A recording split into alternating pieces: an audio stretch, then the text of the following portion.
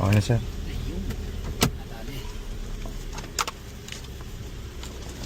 High-pit na. Ibang ko na ng stock. 32,000 lang pala ito. Ha? Aba mo na. So, meron tayong 3 months na kakabili ng EcoSport. EcoSport Orange. So, walang kahit anong issue. So, Trani sir, okay to sir, no? Trani, all goods. Nabiyahin nyo na kung saan. So, umilaw yung ABS ni sir. Nirecalibrate lang natin. Tapos, pasok na. Wala pa kayo napapagawa kahit isa, no? Wala pa. Tubig ni sir, hindi pa kayo naglalagay kahit onte, ano? Ginagalaw dito. So wala pang nagalaw si sir. So umilaw yung code niya dahil doon. Alam niyo pag mabasa yung daan kasi ngayon, marami sa amin pumupunta ngayon. Hindi dikit yung ABS na sensor. So wala, may U3000 tong unit niya pero soft code lang nabubura. So recalibrate lang namin yung ABS tapos all goods na ulit. So pwede nang pambiyahe. Start mo ulit kaya Edwin, tingnan natin kung may ABS. Ipa-change oil lang sir, hindi pa no? Hindi pa. 5,000 kilometer doon. December pa. Okay, so ganda ng tubig niya. Wala pa rin. Ito yung tubig kung paano namin ni-release yan. So kahit patak wala pang. Wala na. Preno mo.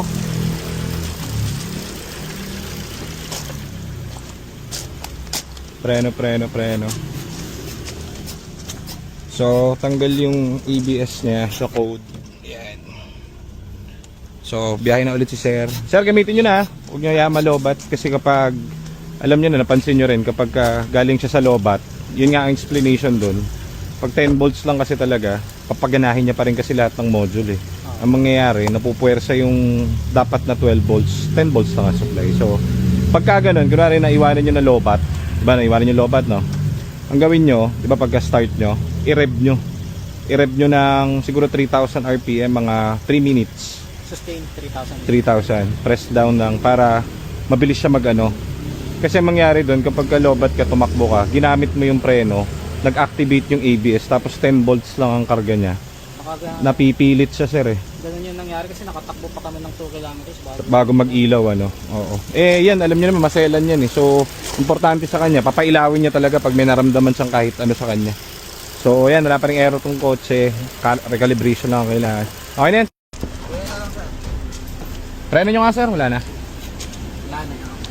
Sana hindi na bumalik. Pero pag ganyan stable, okay na yan. Pag kasi sira yung ABS, kahit anong gawin mo dyan, hindi na talaga ano, manmanan nyo pa rin. Pero gamitin nyo na ng gamitin para mawala yung error niya. Sir, thank you ah. Ingat kayo sir. Ingat po, ingat. Dumi na ng phone ka namin. Palinis siya na to sir ah.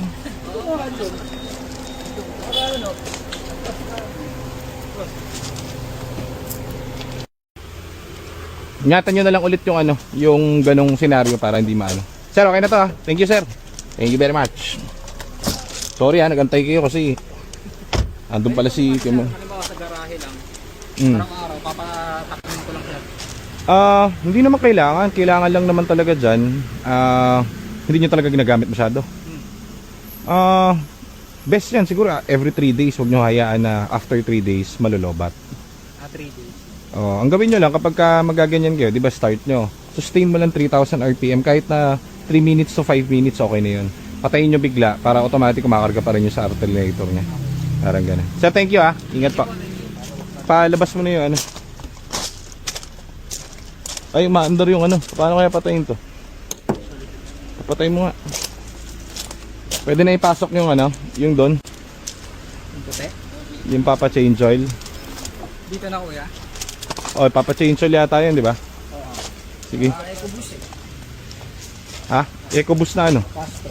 Yung bago? Oo, titanium siguro yan. Daming kotse. Ito. Ganda. Papa-change oil.